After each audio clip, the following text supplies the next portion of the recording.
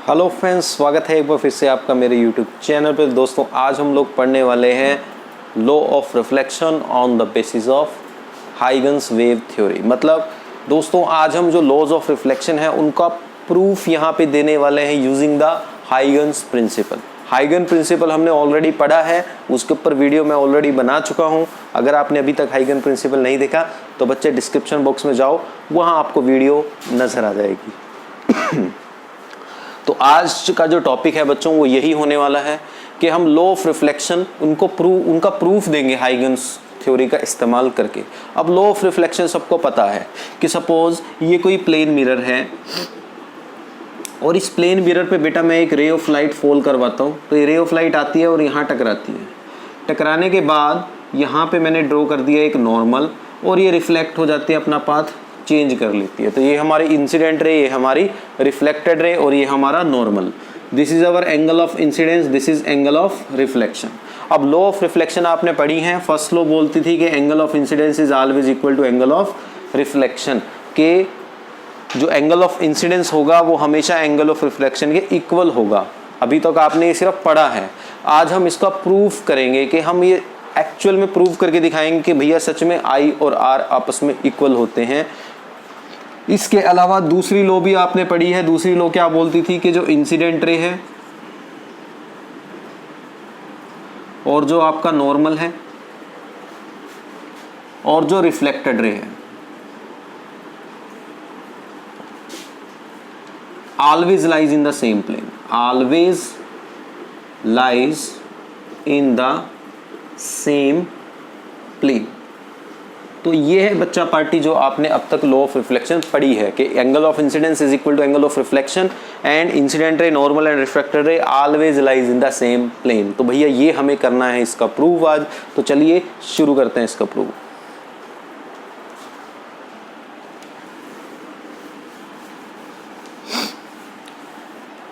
तो प्रूफ हम यहाँ पे करेंगे एंगल ऑफ ये लॉ ऑफ रिफ्लेक्शन का यूजिंग हाइगन्स थ्योरी। तो यहाँ हम मान के चलेंगे कि एक प्लेन वेव फ्रंट है जो एक मिरर पे फॉल कर रहा है। ठीक है बच्चों, तो डायग्राम ध्यान से समझना है आपने। तो बच्चों यहाँ पे मैंने क्या कंसिडर किया कि ये मेरा एक प्लेन मिरर है, तो ये है हमारा प्लेन मिरर।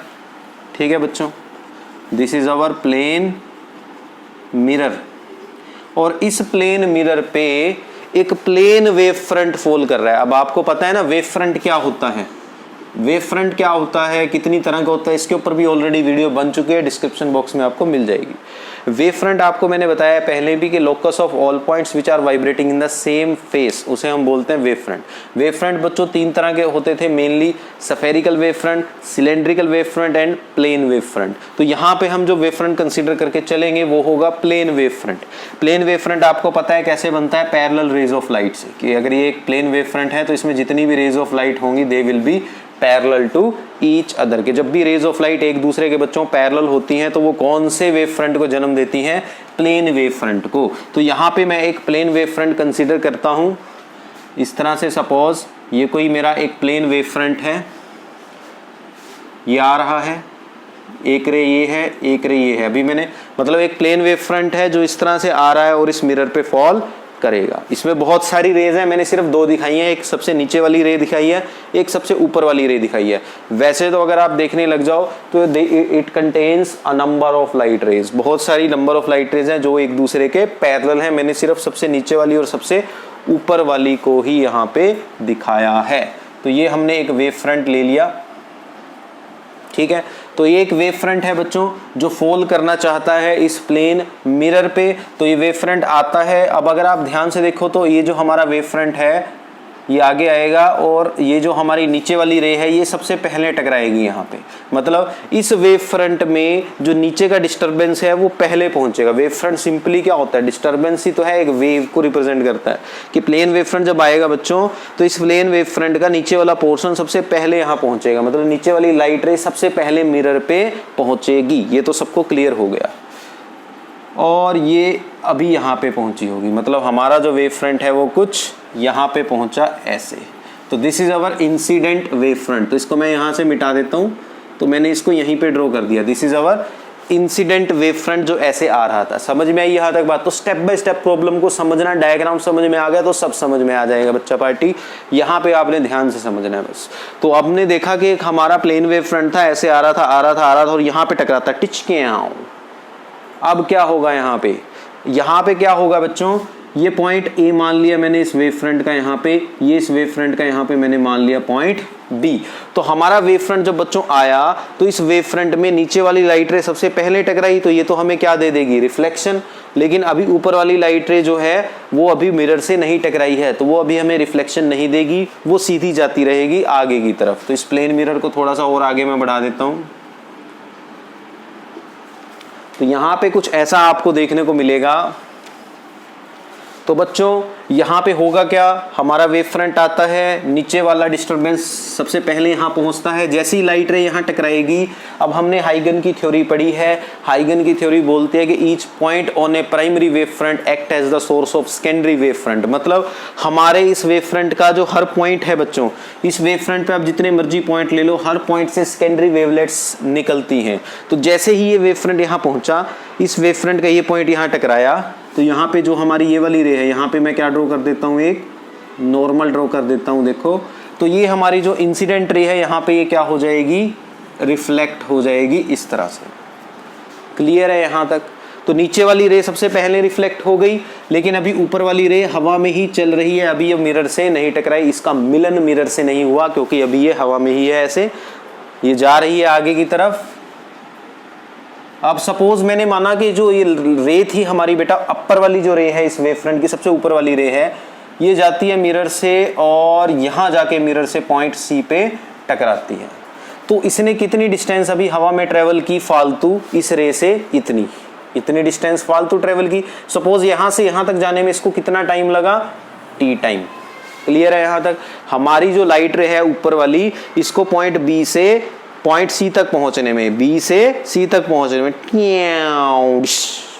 ठीक है, पॉइंट बी से सी तक पहुंचने में बेटा कितना टाइम लगा, टी टाइम लगा मान लिया। अब हमें पता है लाइट की स्पीड हवा में कितनी होती है, सी, है ना। स्पीड ऑफ लाइट को किससे रिप्रेजेंट करते हैं बेटा हम, सी से, और सी हमें पता है कितना होता है, 3 × 10⁸ मीटर पर सेकेंड, यही होता है सी हमारा।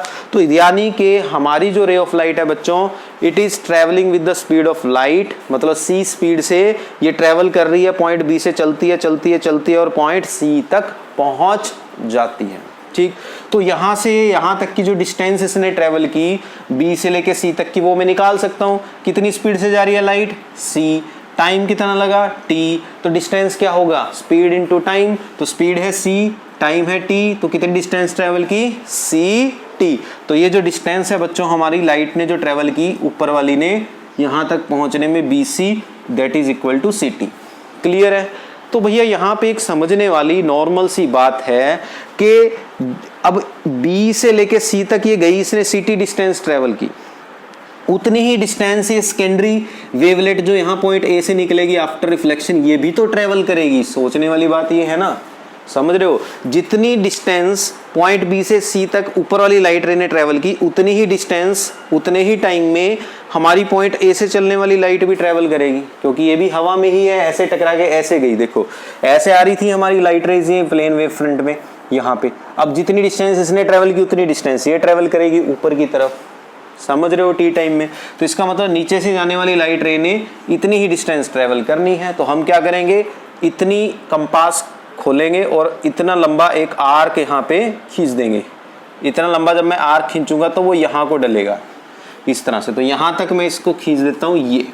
तो ये जो मुझे डिस्टेंस मिली ए डी, ये डिस्टेंस कौन सी है, सेकेंडरी डिस्टर्बेंस, जो सेकेंडरी वेवलेट्स जो पॉइंट ए से निकली, जब हमारा प्लेन वेव फ्रंट आया मिरर से टकराया, तो यहाँ से सेकेंडरी वेवलेट्स निकली। तो सेकेंडरी वेवलेट्स भी टी टाइम में कितनी डिस्टेंस ट्रेवल करेंगी, सी टी, क्योंकि टी टाइम में बी से यहाँ तक पहुंची तो उतने ही टाइम में जो हमारी सेकेंडरी वेवलेट्स हैं पॉइंट ए से यहाँ तक पहुंच जाएंगी। ये तो सबको समझ में आ रहा है। और ये डिस्टेंस भी कितनी होने वाली है, सी टी, मतलब ये जो डिस्टेंस है A D that is equal to C T. क्या यहाँ तक सबको समझ में आया? सिंपल था बच्चों। प्लेन वेव फ्रंट आता है, टकराता है, ये पहले टकरा जाता है मिरर से, तो इसमें से लाइट रिफ्लेक्ट हो जाती है। ये बाद में टकराता है, कितने टाइम बाद टकराता है? टी टाइम बाद। तो टी टाइम में इसने डिस्टेंस ट्रेवल की ct। तो जब तक ये यहाँ से यहाँ पहुंचा तब तक ये वाली रे a से d तक पहुंच गई। ठीक, अब यहाँ पे हम ड्रॉ कर लेते हैं एक नॉर्मल फिर से। तो यहाँ पे फिर से हमारा एंगल ऑफ इंसिडेंस होगा और ये लाइट फिर ऐसे रिफ्लेक्ट हो जाएगी इतने ही एंगल पे, इस तरह से। ठीक है, तो ये हमारी रिफ्लेक्टेड रे हमें मिल गई। अब अगर मैं पॉइंट सी, अब मुझे क्या बनाना है? अब देखो ये जो मेरा वेव फ्रंट है बच्चों ए बी, ये मेरा कैसा वेव फ्रंट है? Incident wave front. कौन सा वेव फ्रंट है बच्चों? ये मेरा इंसिडेंट वेव फ्रंट। ठीक है, और यहाँ पे पॉइंट ए पे ये जो एंगल बन रहा है इंसिडेंट रे का, ये हमारा एंगल ऑफ इंसिडेंस है। और ये जो हमारी रिफ्लेक्टर रे यहाँ पे भी जा रही है, तो ये कितना एंगल बना रही है? Angle of reflection R. समझ रहे हो ना? This is angle of incidence and this is angle of reflection. समझ रहे हो?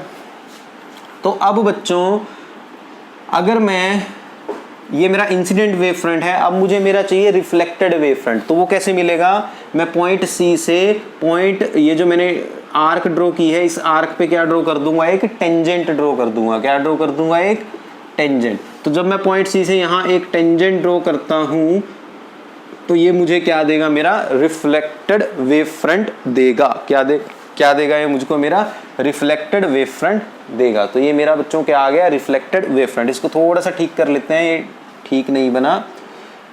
यहाँ पे एग्जैक्ट इक्वल एंगल रखना पड़ेगा मुझे। ये लाइट मेरी सपोज ऐसे गई थी, ठीक है, और यहाँ मेरी आर्क ये थी, तो इसको मैं मिला देता हूँ इससे। तो ये पॉइंट डी था हमारा, तो ये डायग्राम बनेगा हमारा। तो बच्चों यहाँ पे ये जो मेरा वेव फ्रंट आया सी डी, ये मेरा कैसा वेव फ्रंट है? Reflected wave front. कैसा वेव फ्रंट है बच्चों? Reflected wave front. कैसा वेव फ्रंट है बच्चों? ये हमारा रिफ्लेक्टेड वेव फ्रंट। तो ऐसे जो है लाइट जाएगी। तो इस तरह से जो है हम हाइगन थ्योरी के थ्रू का यूज करके वेव फ्रंट्स की फॉर्म में इस फिनोमिना को एक्सप्लेन कर सकते हैं कि ये हमारा आया इंसिडेंट वेव फ्रंट, टकराया टकराया टकराया, और इस तरह से ये हमारा गया रिफ्लेक्टेड वेव फ्रंट। ठीक है, अब हम, ये डायग्राम इंपॉर्टेंट था बच्चों। अगर ये आपको डायग्राम आ गया बनाना तो फिर आगे का तो बहुत सिंपल है दोस्तों। अब तो हलवा रह गया, सिर्फ ये समझ के चलो आप। अब आपको प्रूव करना है कि हमारा एंगल ऑफ इंसिडेंस और एंगल ऑफ रिफ्लेक्शन इक्वल है। तो अब ये प्रूफ कैसे करेंगे हम? देखो कैसे प्रूव करेंगे, तो उसको ध्यान से देखो। अब यहाँ पे डायग्राम में थोड़ा सा और देखेंगे हम। अब देखो बच्चों, ये एंगल ऑफ इंसिडेंस है आई, क्लियर। अब ये जो हमें पता है कि जो वेव फ्रंट होता है और जो रे ऑफ लाइट होती है, they are perpendicular to each other. जैसे ये हमारा वेव फ्रंट है, ये रे ऑफ लाइट है, they are perpendicular to each other. यहाँ पे जो एंगल बनता है 90 डिग्री, तो इसका मतलब ये टोटल एंगल मेरा 90 डिग्री है। तो ये इतना एंगल क्या होगा मेरा? ये इतना एंगल मेरा होगा 90 माइनस आई, क्योंकि ये एंगल आई, तो ये एंगल क्या होगा? 90 माइनस आई। तो इसका मतलब ये इतना जो एंगल यहाँ पे बनेगा, ये वाला एंगल, ये एंगल कितना होगा मेरा? ध्यान से देखो, ये नॉर्मल है मेरा, ये टोटल एंगल 90 है, तो ये इतना एंगल क्या होने वाला है? 90 माइनस ये जो ऊपर वाला एंगल है 90 माइनस आई, मतलब 90 से 90 कैंसिल, तो ये आई होने वाला है। दैट मीन्स ये जो मेरा एंगल बनेगा बच्चों, this is angle of incidence, i के इक्वल होने वाला है। यहाँ तक आई थिंक सबको समझ में आ गया। सिमिलरली बच्चों हम यहाँ पे भी देखेंगे, ये मेरा है एंगल ऑफ रिफ्लेक्शन यहाँ पे आर। अब ये जो मेरा टोटल एंगल है ये 90 डिग्री है, तो ये एंगल मेरा इतना क्या होगा? 90 माइनस आर होगा। अब फर्दर क्योंकि ये नॉर्मल है, तो ये मेरा पूरा एंगल भी कितना है? 90। तो इसका मतलब अगर मुझे इतना एंगल निकालना है तो इतना एंगल क्या होगा? फिर से 90 माइनस आर, मतलब ये एंगल मेरा आर के इक्वल होगा। क्लियर है? तो ये डायग्राम कंप्लीट हो गया हमारा। अब इस डायग्राम से ही सारा कुछ सॉल्व हम करेंगे। अब बच्चों यहाँ हम दो ट्रायंगल्स लेके चलेंगे from triangle ABC and triangle ADC। तो दो ट्रायंगल्स बच्चों हम लेके चलेंगे, एक इंसिडेंट वेव फ्रंट वाली ट्रायंगल ABC और एक रिफ्लेक्टेड वेव फ्रंट वाली ट्रायंगल ADC। अब इन दोनों ट्रायंगल्स को बच्चों अगर मैं ध्यान से देखता हूं तो देखो यहाँ पे ये साइड कॉमन है इनकी AC, दोनों में AC क्या है? कॉमन। ये तो क्लियर है, AC क्या है दोनों में कॉमन। इसके अलावा बच्चों जो AD है that is equal to BC, दोनों किसके इक्वल हैं? CT के इक्वल हैं, जो डिस्टेंस ट्रेवल की थी T टाइम में, है ना। ये भी CT है और ये भी CT है, समझ में आया। तो इन दो ट्रायंगल्स की दो साइडें तो भैया हमने क्या प्रूव कर दी? इक्वल। इसके अलावा बच्चों इनके एक एंगल भी इक्वल है। देखो ये एंगल 90 डिग्री है, यहाँ ये एंगल भी कितना है? 90 degree. Further angle ABC is equal to angle ADC is equal to 90 degree. तो ये देख के यहां से हमें एक चीज क्लियर हो जाती है। यहां पे अगर मैं रूल लगाता हूं साइड एंगल साइड रूल, कौन सा रूल लगाता हूं बेटा? यहां पे मैं साइड एंगल साइड रूल। तो ये दोनों ट्रायंगल्स एक दूसरे के क्या आ जाती हैं? बिल्कुल सिमिलर आ जाती हैं। क्या आ जाती हैं बच्चों? सिमिलर आ जाती हैं। तो इसका मतलब ये जो ट्रायंगल्स हैं, triangle ABC it is similar to triangle ADC। Similarity theorem छोटी क्लासेस में हमने पढ़ी है, साइड एंगल साइड रूल याद आया होगा। तो दोस्तों यहाँ पे हमने प्रूव कर दिया कि these two triangles are similar to each other. अब क्योंकि दोनों ट्रायंगल्स एक दूसरे के सिमिलर हैं तो इनके एंगल्स क्या होने चाहिए? बराबर होने चाहिए। दैट मीन्स यहाँ पे जो एंगल आएगा, देयरफॉर जो मेरा एंगल बनेगा BAC it should be equal to the angle DCA। और यहां से क्योंकि दोनों ट्रायंगल सिमिलर हैं और मैंने बताया आपको, तो इनके एंगल्स भी क्या होने चाहिए? इक्वल होने चाहिए। और एंगल BAC हमारा I है और एंगल DCA हमारा R है। तो हेंस ये हमने प्रूव कर दिया सिमिलैरिटी थ्योरम से कि हमारा ये दो एंगल इक्वल होंगे, मतलब एंगल ऑफ इंसिडेंस इक्वल होगा एंगल ऑफ रिफ्लेक्शन के। तो ये था law of reflection using Huygens theory. तो हमने पहली लॉ प्रूव कर दी बच्चों के, एंगल ऑफ इंसिडेंस इक्वल होगा एंगल ऑफ रिफ्लेक्शन के।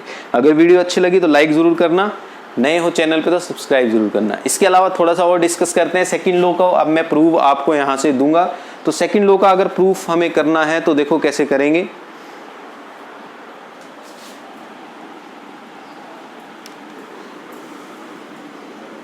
तो ये मैं रब कर देता हूं। अब हम यहाँ पे सेकंड लॉ का प्रूफ आपको देंगे। तो सेकंड लॉ का प्रूफ तो देख के ही पता लग जाता है बच्चों। तो पहली लॉ जो थी I = R, इसका हमने प्रूफ कर लिया। और सेकंड लॉ जैसा मैंने बताया था, जो कहती थी कि इंसिडेंट रे, नॉर्मल और reflected ray always lies in the same plane. तो वो जो लॉ थी उसको भी हम यहाँ पे अब एक्सप्लेन करेंगे। तो कैसे एक्सप्लेन करेंगे ये चलिए देखते हैं। तो देखो अब यहाँ पे एक चीज बेटा क्लियर हो रही है कि जो हमारी इंसिडेंट रे है, जो हमारी रिफ्लेक्टेड रे है और जो हमारा नॉर्मल है, ठीक, इनके बारे में एक चीज हमें क्लियर है कि जो मेरी इंसिडेंट रे है it is perpendicular to incident wave front.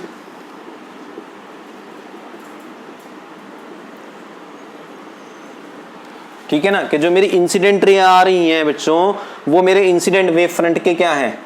Perpendicular. और जो मेरी रिफ्लेक्टेड रे है बच्चों, reflected ray that is perpendicular to reflected wave front.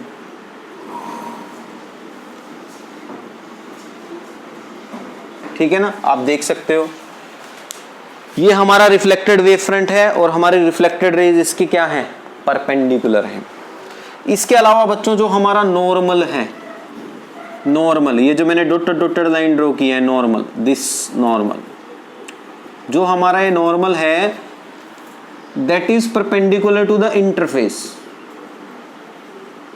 Interface मतलब हमारा जो मिरर है इसके परपेंडिकुलर है। यहां तक समझ में आया? तो इंसिडेंट रे परपेंडिकुलर है इंसिडेंट वेव फ्रंट के, रिफ्लेक्टेड रे परपेंडिकुलर है रिफ्लेक्टेड वेव फ्रंट के, और नॉर्मल परपेंडिकुलर है इंटरफेस के। अब अगर मैं इन तीनों को ध्यान से देखूं, ये तीनों परपेंडिकुलर हैं प्लेन ऑफ द पेपर के। देखो जो इंसिडेंट वेव फ्रंट है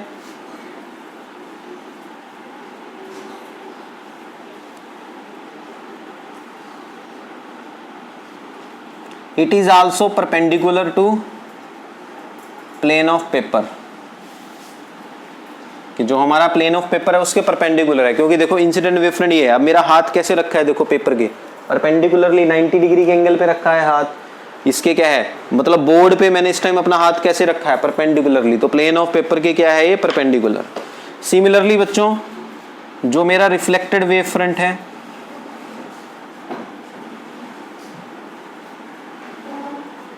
it is also perpendicular to the plane of paper, ये भी प्लेन ऑफ पेपर के क्या है देखो परपेंडिकुलर है। इसके अलावा जो हमारा मिरर है, देखो मिरर भी तो ऐसे रखा है ना, ऐसे, तो मिरर भी क्या है बच्चों,